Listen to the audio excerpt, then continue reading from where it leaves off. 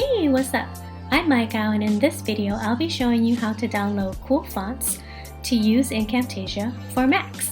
Let's get started. First, go to a free font download website. Let's go to defont.com. You can also check out 1001fonts.com.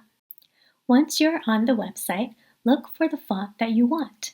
I want an Asian style font for my video example. Defont has some foreign font styles here.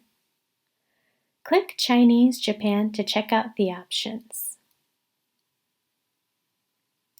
Let's go with this top one for demonstration purposes.